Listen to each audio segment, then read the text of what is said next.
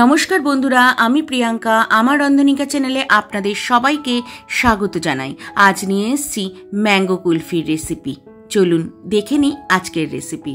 এখানে আমি দুটো পাকা হিমসাগর আম নিয়ে নিয়েছি, আর আমের টুকরোগুলো একটু বড় ছিল দেখে তাই মিক্সিতে ছোট ছোট টুকরো করে দিয়ে দিচ্ছি, যাতে ব্লেন্ড করতে সুবিধে হয়। আর এই দুটো আমের মধ্যে নিয়ে নিয়েছি যে আটি ছাড়া আমের পিঠের যেটুকু পোর্শন সেটুকু। আর এই দুটো হিমসাগরই কিন্তু বেশ মাংসল ছিল, তাই আমার দুটোতেই হয়ে গেছে। যদি প্রয়োজন হয় আরেকটা আমও কিন্তু দিতেই পারেন। তাহলে চলুন মিক্সিতে একদম ভালো করে পেস্ট করে নিয়ে আসি। খেয়াল রাখতে হবে কোনো যেন আমের টুকরো না থাকে, সম্পূর্ণটা ভালোভাবে ব্লেন্ড করা হয়। এবার এই আমের পিউরিটাকে আমি ঢেলে নিলাম একটা বাটির মধ্যে। তাই বলে মিক্সির জারে কিন্তু একটুও রাখা যাবে না, সম্পূর্ণটাই নিয়ে নিচ্ছি।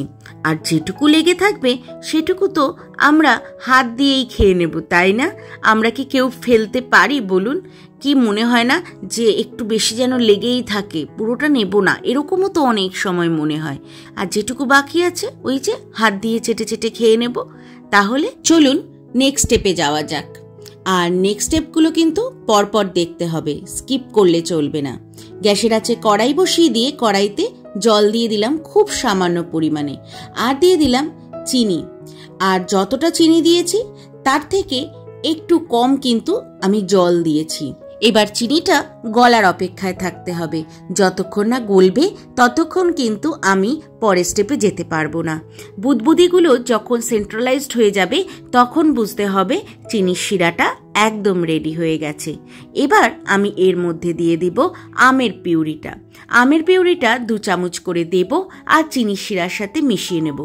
এই প্রসেসটা করলে কিন্তু আইসক্রিম বলুন বা কুলফি বলুন সব কিছুই খুব খেতে ভালো হয়। কারণ এই যে আমের মধ্যেও তো একটা জলীয় ভাব থাকে, সেটা যখন এই প্রসেসটা করবেন তখন কিন্তু সেই জলীয় ভাবটা একদম বাষ্প হয়ে উড়ে যাবে। আর তার ফলে কুলফি বা আইসক্রিমের যে মিক্সচারটা হয় তাতে কিন্তু কোনোভাবেই বরফের কণা জমে না। আর তার ফলে আমরা কিন্তু যখন কুলফি খাই বা আইসক্রিম খাই তখন কিন্তু একদম ক্রিমি একটা টেক্সচার পাই। আচ্ছা, এই স্টেপটা কিন্তু কমপ্লিট। এবার নেক্সট স্টেপ, সেটা হলো একটা বাটিতে দুধ বসিয়ে দিয়েছি। এটা কিন্তু ফুল ফ্যাট মিল্ক, আর এই দুধটা এখানে আমি 800 ml মতো নিয়েছি। এবার এটাকে খুব ভালো করে জাল করে অর্ধেক করে নেব। আর এই প্রসেসটাও কিন্তু একটু সময় সাপেক্ষ। কুলফি কিন্তু ধীরে ধীরে রান্না হয়, আর দুধ যেই পাত্রে রান্না করা হয় সেই পাত্রে যাতে লেগে না যায় তাই অবিরাম নেড়ে যেতে হবে। আর এই প্রক্রিয়া চলাকালীন কিন্তু দুধ ঘন থেকে ঘনতর হবে। আচ্ছা, আপনারা দেখতে পেলেন একটা ছোট্ট বাটিতে আমি একটু দুধ তুলে রাখলাম। কেন তুলে রাখলাম সেটা আপনারা দেখতে থাকুন, তাহলেই জানতে পারবেন। তাহলে দেখুন দুধটা কিন্তু ফুলে ফুলে উঠছে। যতবার ফুলে উঠবে গ্যাসের আঁচ একদম লো রেখে বারবার নাড়া দিয়ে যেতে হবে। আর এবার দিয়ে দিলাম চিনি। যেহেতু ম্যাঙ্গো পিউরিতে চিনি দেওয়া ছিল তাই এই ক্ষেত্রে কিন্তু চিনিটা আমি একটু কমই দিচ্ছি। আপনারা কেউ চাইলে এই চিনির পরিবর্তে কনডেন্স মিল্কেরও ব্যবহার করতে পারবেন। আচ্ছা দেখুন, ওপরে কিন্তু একটা সরের আস্তরণ পড়ছে, সেটা পড়তে দেওয়া যাবে না, তাই বারবার চামচ দিয়ে নেড়ে দিচ্ছি। আচ্ছা, এবার ওই যে ছোট একটা বাটিতে আমি একটু দুধ তুলে নিয়েছিলাম সেটা কিন্তু এখন প্রায় ঠান্ডা হয়ে এসছে। ঠিক এই সময় আমি এর মধ্যে দিয়ে দিলাম 2 চামচ কর্নফ্লাওয়ার। আর এই কর্নফ্লাওয়ারের মিশ্রণটা কেন তৈরি করেছি সেটা দেখতে হলে কিন্তু পরপর স্টেপগুলো দেখুন। আচ্ছা, আবারও দুধের কাছে আসলাম। দেখুন দুধটা কিন্তু অনেকাংশেই টেনে এসছে। এবার এর মধ্যে দিয়ে দিচ্ছি কর্নফ্লাওয়ারের মিশ্রণটা। আর এই মিশ্রণটা দেওয়ার ফলে কি হবে, দুধটা আরো তাড়াতাড়ি ঘন হয়ে যাবে। এটা কিন্তু অবশ্যই মাথায় রাখতে হবে। এবার আপনাদের সাথে কুলফির এক অজানা ইতিহাস শেয়ার করি। কুলফি কিন্তু 500 বছরেরও পুরনো ফার্সি শব্দ কুলফি থেকে এসছে, যার অর্থ কিন্তু আচ্ছাদিত কাপ। কেমন লাগলো? নিশ্চয়ই ভালো। এবার দিয়ে দেব সেই ম্যাঙ্গো পিউরি দুধের মধ্যে দেব আর মেশাবো। আমি আগে প্রথমে বেশ মোটামুটি 3-4 হাতা দিয়ে দিলাম ম্যাঙ্গো পিউরিটা। তারপরে ভালোভাবে মেশাতে থাকবো। তারপরে মেশাতে মেশাতে যদি কখনো মনে হয় যে আরেকটু দিতে হবে, তখন আবার একটু দিয়ে নেব। তাহলে মেশাতে থাকি। আর সেই মেশানোর ফাঁকে আরও কিছু কথা আপনাদের সাথে শেয়ার করি। কুলফি কিন্তু ভারতের একটি ঐতিহ্যবাহী আইসক্রিম হিসাবে বর্ণিত হয়। মুঘল আমলে 16 শতকের যে দিল্লি, সেইখানেই কিন্তু কুলফির উৎপত্তি হয়েছিল। আর এটি কিন্তু ভারত, পাকিস্তান, নেপাল, মায়ানমার, বাংলাদেশ সব জায়গারই একটা জনপ্রিয় খাবার। এই সমস্ত তথ্য কিন্তু আমার এই রেসিপিগুলোর মধ্যে ফাঁকে ফাঁকে আমি দিতে থাকবো। এবার দিয়ে দিচ্ছি ছোট 1 চামচ এলাচের গুঁড়ো।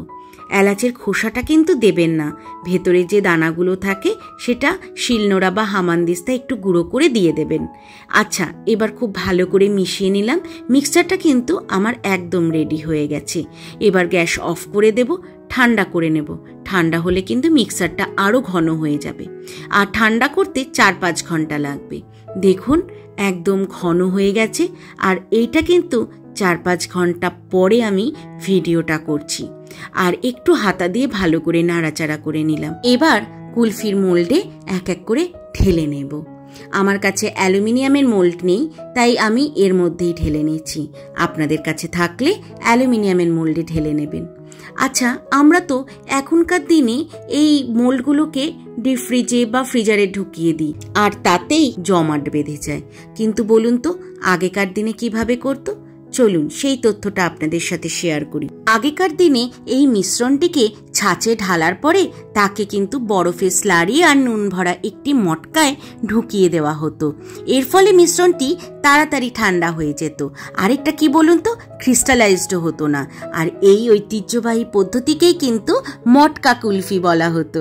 আর এই সমস্ত তথ্য জানার পরে কি অবাক হয়ে যাই, আগেকার দিনের মানুষ কত সহজে যে কোনো প্রসেসকে করে ফেলতো। আমরা এখন কত জটিলভাবে প্রত্যেকটা জিনিসকে ভাবি।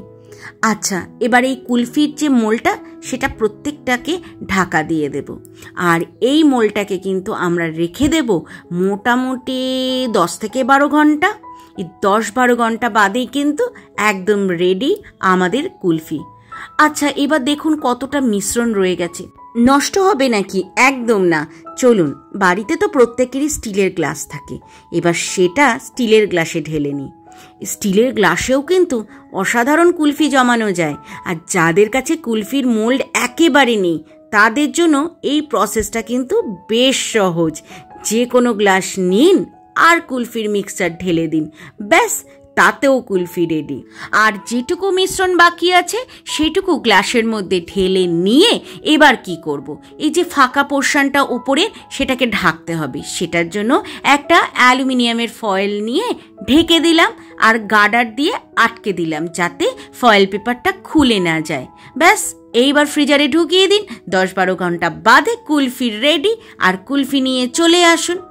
আচ্ছা, আর বলে রাখি, এই কুলফি যখন জমবে তখন কিন্তু বারবার ফ্রিজ খোলা যাবে না, তাহলে কিন্তু কুলফি জমবে না ভালোভাবে। আমার কিন্তু কুলফি একদম রেডি, আমি 10 ঘন্টা বাদে নিয়ে এসেছি। এইবার কি করব, একটা নর্মাল জলের মধ্যে কুলফির মোলটাকে কিছুক্ষণ বসিয়ে রাখবো। তাহলে বাইরের যে টেম্পারেচারটা সেটা একটু নর্মাল হবে, আর তার ফলে কিন্তু কুলফিটা বার করতেও সুবিধে হবে। সেমভাবে গ্লাসটাকেও একটু নর্মাল জলের মধ্যে একটু ঘুরিয়ে নিলাম। এতে কিন্তু গ্লাসের বাইরের টেম্পারেচারটা অলরেডি একটু কমে এসছে। এবারও কিন্তু আর একটু কমানোর জন্য টেম্পারেচারটাকে কি করব বলুন তো, হাত দিয়ে বেলুন চাকি যেমন আমরা রুটি করার সময় নাড়ি, ঠিক ওভাবে নাড়তে থাকবো। আর তাতে কি হবে, হাতের যে গরমটা সেটা গ্লাসের মধ্যে এসে যাবে, আর কুলফিটাও একদম নর্মাল হয়ে ধপ করে পড়বে। দেখুন, ওই দেখুন ধপ করে পড়লো।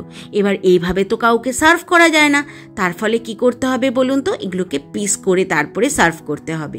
একটু গোল গোল করে পিস করে নিচ্ছি, দেখতে কিন্তু দারুণ লাগে। আপনারা কেউ চাইলে এর ওপরে ফালুদা দিয়ে বা নানা রকমের পেস্তা, কাজু এসব দিয়েও কিন্তু গার্নিশ করতে পারেন। তবে আমার বেশ সিম্পল ভাবে রাখতেই ভালো লাগে, তাই আমি এভাবেই রাখছি। এবার দেখুন কিভাবে বসিয়ে দিচ্ছি। সার্ভ করাটাও কিন্তু একটা আর্টের মধ্যে পড়ে। এভাবে সার্ভ করলে দেখতেও ভালো লাগবে আর খাওয়ার সময়ও ক্রিমি একটা নরম টেক্সচার কিন্তু মুখে পড়বে আর খেতে কিন্তু দারুণ লাগবে। আর যেভাবে আমি প্রসেসটা আজকে দেখিয়েছি ঠিক সেইভাবেই কিন্তু করবেন, তাহলেই কিন্তু এই রকম একটা মজাদার কুলফির স্বাদ আপনারা নিতে পারবেন। আর এইভাবেই যদি বাড়িতে বানিয়ে নেন তাহলে আপনার বাচ্চারাও কিন্তু চেটে পুটে খাবে। আচ্ছা, ওই যে দেখুন মোলটার মধ্যে ঢেলেছিলাম, সামান্য একটু হাত দিয়ে একটু নাড়িয়ে নিলাম, তারপরেই মোলটাকে একটু ছুরি দিয়ে চারপাশটা একটু আলগা করে দিয়ে ট্যাপ ট্যাপ করলেই কিন্তু দেখবেন কুলফিটা আপনার হাতে খুব অনায়াসেই এসে পড়েছে। দেখুন একদম। আর বাড়িতে থাকলে তো এইভাবেই সার্ভ করে দেওয়া যায়, শুধু যেহেতু আপনাদেরকে দেখাচ্ছি তাই একটা প্লেটে এইভাবে রাখছি। আর কুলফি কিন্তু খুব বেশিক্ষণ কিন্তু আবার বরফ হয়ে থাকবে না, মানে ঠান্ডা হয়ে থাকে না, একটুতেই কিন্তু নরম হয়ে যায়, গলে আসে। আর সেটাই কিন্তু কুলফির আসল মজা। কুলফি কিন্তু নানা রকমের হয়, যেমন মালাই কুলফি, ম্যাঙ্গো কুলফি, জাফরান মানে কেশর কুলফি, বাদাম কুলফি, আরও কত প্রকার। কিন্তু এই গরমকালে আমের কুলফিটাই বেশি ভালো লাগে। আর গরমে আমটা পাওয়াও যায় প্রচুর পরিমাণে, তাই না? আচ্ছা, আপনাদের এই রেসিপিটি কেমন লাগলো অবশ্যই কমেন্টে জানাবেন। আর ভালো লাগলে একটা লাইক করে দেবেন। আর আপনাদের আত্মীয় স্বজন, পরিজন, বন্ধু বান্ধব সবার মধ্যে শেয়ার করে দেবেন। আর অবশ্যই সাবস্ক্রাইব করে দেবেন। আর এইরকমই নিত্য নতুন রেসিপির জন্য কি করতে হবে? আমার রন্ধনিকাকে ফলো করতে হবে। তাহলে পরের ভিডিওতে আপনাদের সাথে দেখা হচ্ছে।